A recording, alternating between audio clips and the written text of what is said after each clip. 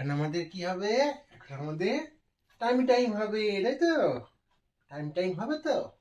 এমন করে এই এই এই করে বাবা, এই করে এই হাতটা সামনে করে দাও, এই হাতটা সামনে করে দাও, এবার শুয়ে দেওয়া হয়েছে।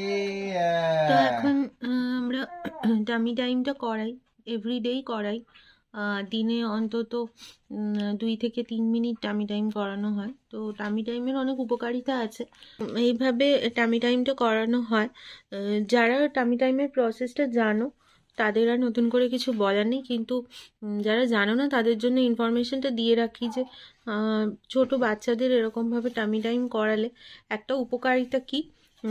টামি টাইমে কি হয়, বাচ্চারা নিজেরা ঘাড় তুলতে শেখে আর কি। ঘাড়টা মানে যেটা মেনলি বলার সেটা হচ্ছে ঘাড় শক্ত হয়। পেটে গ্যাস যদি জমে থাকে তো সেইটা পার্কুলেট হয়ে যায়। আর তারপরে পরবর্তীকালে যখন হামাগুড়ি দিতে শিখবে তার প্রথম ধাপটা ওরা এভাবেই শেখে।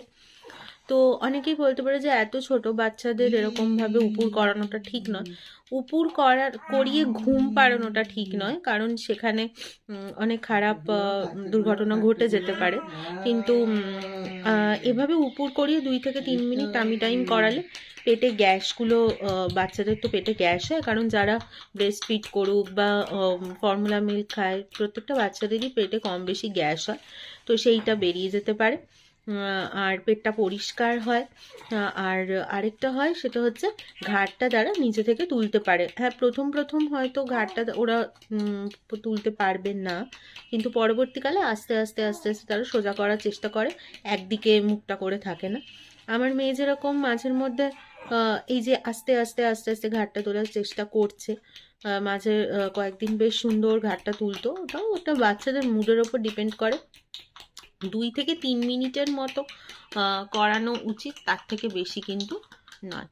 তো এই ইনফরমেশনটা আজকে দেওয়ার ছিল। তো তোমরা যাদের নিউবর্ন বেবি অন্তত 2 থেকে 3 মাস বয়স হয়েছে তাদেরকে কিন্তু এই টামি টাইমটা সহজেই করাতে পারো।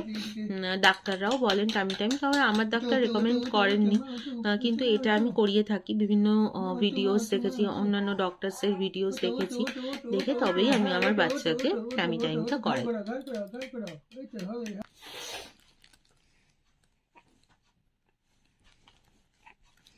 ঘাটটা ঘোরাও, আস্তে আস্তে ঘাটটা ঘোরাও মা।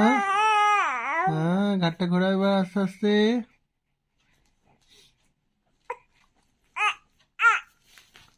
আর ভাল লাগছে, আর ভাল লাগছে। অনেকক্ষণ হয়ে গেছে, এবার এখানেই আমরা টাইমটা শেষ করছি।